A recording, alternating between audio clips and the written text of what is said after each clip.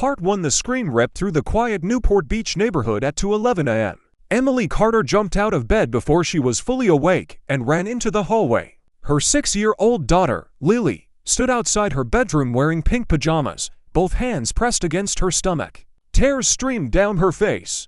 "Mom, there are tiny stars inside my tummy." Emily knelt beside her. "What do you mean?" Lily cried harder. "They're scratching me." Emily touched her forehead. "No fever." Her skin was cold and damp with sweat. Lily suddenly doubled over in pain. "It hurts." Emily didn't hesitate. She grabbed her keys, wrapped Lily in a blanket, and rushed into the cool California night. The streets were empty as she sped toward Pacific Children's Medical Center. Every red light felt endless. Lily whimpered from the back seat. "They're moving." Emily forced herself to stay calm. "We'll be there soon." 10 minutes later, nurses surrounded Lily the moment they entered the emergency room. A young physician introduced himself as Dr. Ryan Mitchell. He carefully examined the little girl. The moment he pressed the center of her abdomen, Lily screamed. His expression changed. "She needs imaging immediately." Emily followed the hospital bed through long white hallways until they reached radiology. The ultrasound room was silent except for the soft hum of the machine. A technician spread cold gel across Lily's stomach and slowly moved the probe. His face remained blank at first, but after several minutes his eyebrows pulled together. He rescanned the same area twice. Emily noticed the change immediately. "Is something wrong?" The technician looked at her before quietly saying, "The doctor will explain everything." He printed several images and walked away. Emily carried Lily back to the examination room. Dr. Mitchell accepted the report and studied it for only a few seconds. His face turned pale. Without saying a word, he stood so quickly his chair rolled backward. "Doctor?" Emily asked. He ignored the question, hurried into the hallway, and picked up the phone at the nurse's station. Emily stopped near the doorway. "Hospital security. I need officers in the emergency department immediately." Her heartbeat accelerated. "Why security?" Then she heard the next sentence. "Please notify Huntington Beach Police. We have a possible criminal investigation involving a child." Emily felt her knees weaken. Criminal investigation. She looked back at Lily lying on the hospital bed hugging her stuffed rabbit. None of this made sense. 5 minutes later, two detectives entered the emergency department. Instead of speaking to the doctors first, they walked directly toward Emily. The older detective stopped in front of her. His face remained calm, but his eyes studied every movement she made. "Mrs. Carter?" Emily nodded. "Are you the child's primary caregiver?" Emily answered yes without thinking. The detective exchanged a brief glance with his partner before asking another question. "Has your daughter been alone with anyone besides you during the last 24 hours? Emily frowned. "No, why?" Neither officer answered. At that moment, Drive Mitchell returned with another physician. "Mrs. Carter," he said quietly, "we've found dozens of small metal objects inside your daughter's digestive tract. We have to operate immediately." Emily stared at him in disbelief. "Metal objects?" The doctor slowly nodded. "And based on what we're seeing, we don't believe this happened by accident." Part 2. Emily's mind went completely blank. "No, that's impossible." Dr. Mitchell looked at her with sympathy. "The skin shows more than 30 small magnetic spheres. They're attracting each other through different sections of her intestines. We have to operate now." Emily felt as if the floor had disappeared beneath her. "We don't own anything like that." One of the detectives stepped forward. "Mrs. Carter, we'd like you to answer a few questions while the surgical team prepares your daughter." Emily glanced toward Lily, who was crying softly as nurses disconnected the monitors. "Can I stay with her?" "Only until they take her into surgery." Emily rushed to the bedside and held Lily's tiny hand. "Mom," Lily whispered. "Will the stars go away?" Emily forced a smile despite the tears filling her eyes. "Yes, sweetheart. The doctors will make them disappear." Lily nodded weakly before the nurses wheeled her toward the operating room. Emily followed until the large double doors closed between them. A few minutes later, she found herself sitting inside a small consultation room with the two detectives. The older officer introduced himself as Detective Mason Reed. His partner was Detective Olivia Grant. Reed opened a notebook. "Mrs. Carter, does anyone else have regular access to your daughter?" Emily wiped her eyes. My husband, Daniel. He's in San Diego for work. My mother lives in Oregon. Daniel's mother visits sometimes. When was her last visit? Emily thought for a moment. Yesterday afternoon. She stayed for about 2 hours while I finished a work call upstairs. Reed wrote something down. What is her name? Patricia Carter. Before another question could be asked, the door suddenly burst open. Daniel rushed inside, breathing heavily after clearly driving straight from the freeway. Emily. He wrapped his arms around her before looking at the detectives. What's happening? Reed calmly explained the situation.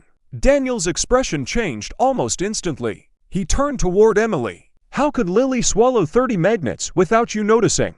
Emily stared at him. I don't know. You were with her all day, except while your mother watched her for a little while. Before Daniel could answer, another voice interrupted. Don't you dare blame me. Patricia Carter walked into the room carrying her purse, tears already running down her face. She hugged Daniel tightly before looking at Emily. That poor little angel. I can't believe something like this happened. Emily noticed something strange. Patricia never asked what had happened. She simply looked at Emily with disappointment. Daniel rubbed his forehead. Emily, think. Did you buy any magnetic toys? No. Did Lily visit another child? No. Detective Reed quietly observed the entire conversation without interrupting. Patricia suddenly sighed. Emily has always been a loving mother, but lately she's been so distracted with work. Maybe Lily found something while nobody was looking. Emily slowly turned toward her mother-in-law. What are you trying to say? Patricia lowered her eyes. Nothing. I'm just worried about my granddaughter. Reed closed his notebook. Mrs. Carter, until we know exactly how those magnets got into your daughter's body, this investigation remains open. Emily realized everyone in the room was looking at her as if she already knew the answer. Part 3. The red light above the operating room remained on for nearly 3 hours. Emily sat motionless, staring at the floor while every terrible possibility raced through her mind.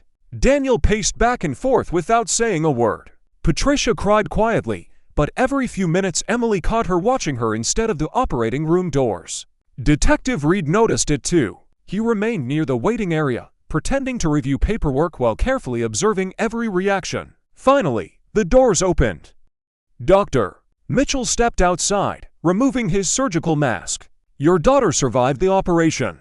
Emily burst into tears of relief, but the doctor's expression remained serious.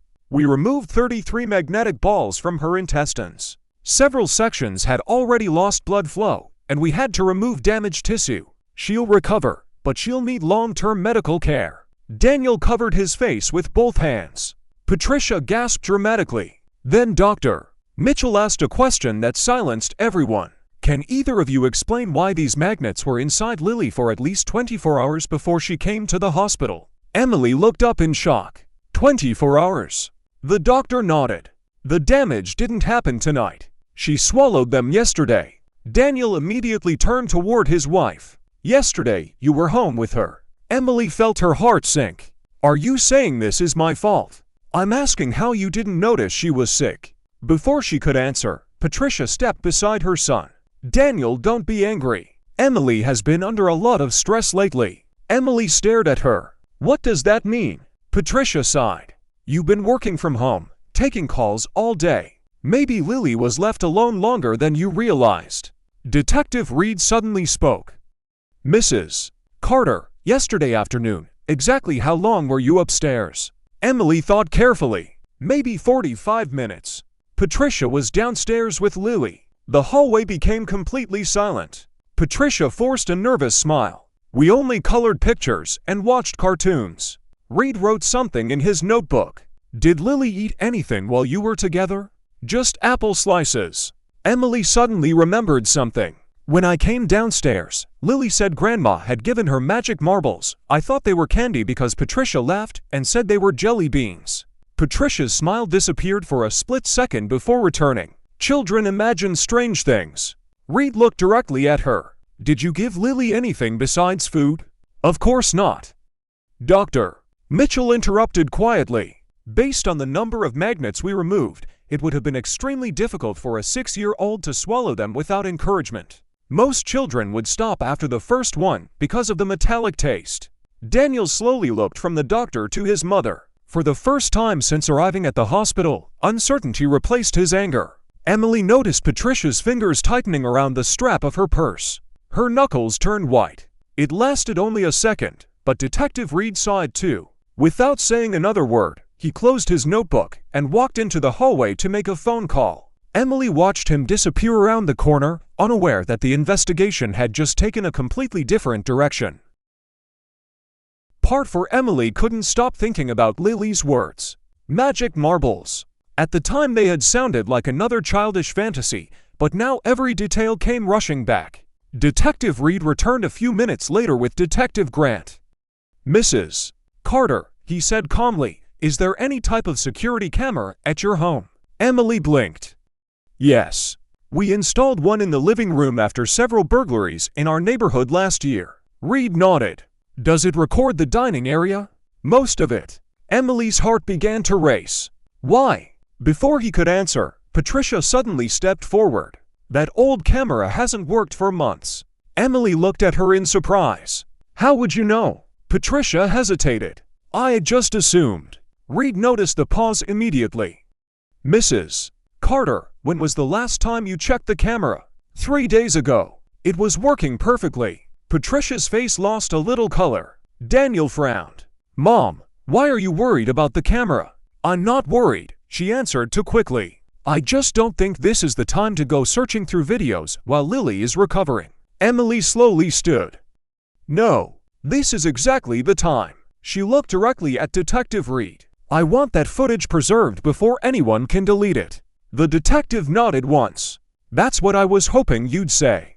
Daniel glanced between his wife and his mother, confusion spreading across his face. "Delete it? Why would anyone delete it?"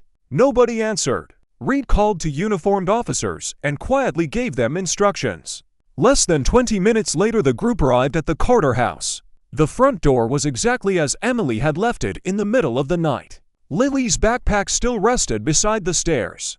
A coloring book lay open on the coffee table with crayons scattered across the floor. Emily's chest tightened. Reed pointed toward a small shelf in the corner. "Is that the camera?" "Yes." Patricia swallowed hard. "It's probably empty." Emily ignored her and opened the security app on her laptop. Her hands shook so badly she entered the password incorrectly twice. Finally, the recordings appeared on the screen. Yesterday afternoon, 3:42 p.m., Lily sat at the dining table drawing stars with blue and yellow crayons. Emily could be seen walking upstairs carrying her laptop. A minute later, Patricia entered the room smiling warmly. "What are you drawing, sweetheart?" Lily proudly held up the picture. Patricia laughed, then reached into her purse and placed something tiny onto a napkin. Lily leaned closer. "What are those?" Patricia smiled. "Magic marbles. They grant wishes if you're brave enough." Emily felt her blood turn to ice as the video continued. Part 5. Nobody in the room spoke. Every pair of eyes remained fixed on the screen. Patricia gently rolled one of the tiny silver balls across the table with her fingertip. Lily giggled. "They're pretty." Patricia smiled. "They're special. They only work for brave girls." Lily reached for one but hesitated. "Mom says I shouldn't eat things that aren't candy." Patricia leaned closer and lowered her voice. "This is our little secret. Grandma knows better sometimes." Emily felt her stomach twist. Detective Reed watched the footage without blinking. On the screen, Patricia placed one magnetic ball into Lily's hand. The little girl looked uncertain. "Will it taste bad?" Patricia laughed softly. "Not at all. Just swallow it like a vitamin." Lily made a face after putting it into her mouth. She coughed once. Patricia immediately praised her. "See, you're so brave." Then she handed her another. And another. The video jumped forward several minutes. Patricia kept talking while Lily swallowed more of the tiny silver balls. Every time the child hesitated, Patricia smiled and promised another wish would come true. Emily covered her mouth, unable to breathe. Daniel slowly backed away from the laptop until his shoulders touched the wall. "Mom," he whispered. Patricia suddenly stepped toward the computer. "Turn it off." Nobody moved. "Turn it off," she shouted again. Detective Grant immediately stepped between her and the table. Reed paused the recording. The image froze on Patricia smiling at Lily with another magnet resting in her palm. The detective turned toward her. Would you like to explain what we're looking at? Patricia's lips trembled. It's not what you think. Then tell us what it is. She looked desperately at Daniel. I never wanted to hurt her. Emily stared at her in disbelief. You told her to swallow them. I thought they'd pass naturally. Emily's voice shook with anger. There were 33 magnets. Patricia burst into tears. I only wanted Daniel to see that you weren't paying attention. I thought she'd get a stomachache and everyone would realize you weren't watching her. Silence filled the house. Daniel looked at his mother as though he had never seen her before. You used Lily to prove a point. Patricia reached for him. I was trying to save my family. He stepped backward. You almost killed my daughter. Reed nodded toward Detective Grant. Place her under arrest. Grant pulled handcuffs from her belt. Patricia panicked. Daniel, tell them this is a mistake. He didn't move. He couldn't. As the handcuffs clicked around her wrists, Patricia's tears disappeared. Her frightened expression turned into pure anger. She looked directly at Emily. This is your fault. You turned my son against me. Emily didn't answer. She simply looked back at the frozen image on the laptop. Lily was smiling because she trusted her grandmother completely. That was the moment Emily realized the hardest battle wasn't over. It was only beginning. Part 6. Patricia screamed as Detective Grant led her toward the front door. Daniel, don't let them take me. Her voice echoed through the quiet neighborhood, but Daniel remained frozen in the middle of the living room. He couldn't take his eyes off the laptop screen. The recording was still paused on the moment his mother handed another magnet to Lily with a warm smile. Emily closed the computer slowly. She no longer wanted to watch another second. Reed approached her. Mrs. Carter, we'll seize the recording as evidence. You'll receive a copy later today. Emily nodded silently. Her phone suddenly vibrated. The hospital. Her heart nearly stopped as she answered. Mrs. Carter? A nurse asked. Your daughter is awake. Emily and Daniel rushed back to Pacific Children's Medical Center while detectives remained behind to search the house. During the drive, neither of them spoke. Every few minutes, Daniel opened his mouth as if to apologize, but no words came out. Emily stared through the passenger window, replaying every accusation from earlier that morning. How could you let this happen? You were home with her. Each sentence hurt even more now that the truth had been uncovered. They reached Lily's room just before sunset. She looked tiny beneath the white hospital blankets, surrounded by machines and IV lines. Emily gently held her hand. Lily slowly opened her eyes. Mom. Emily smiled through tears. I'm here, sweetheart. Lily's voice was barely above a whisper. Did the stars go away? Emily kissed her forehead. Yes.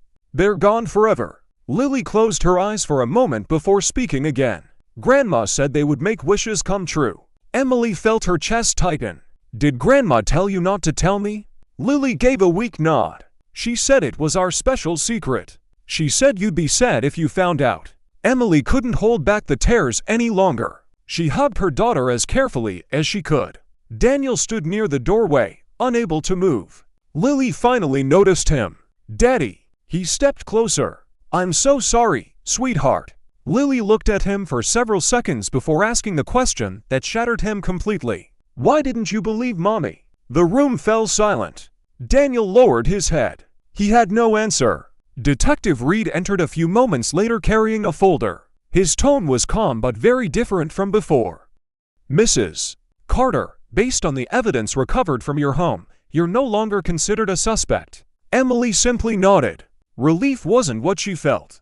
Exhaustion was. Reed continued, Patricia Carter has been charged with attempted murder, aggravated child abuse, and evidence tampering. The district attorney will also request a permanent no-contact order. Emily looked down at Lily sleeping peacefully for the first time all day. She squeezed her daughter's hand gently. Whatever happened next, one thing was certain. Nobody would ever be allowed to hurt her little girl again.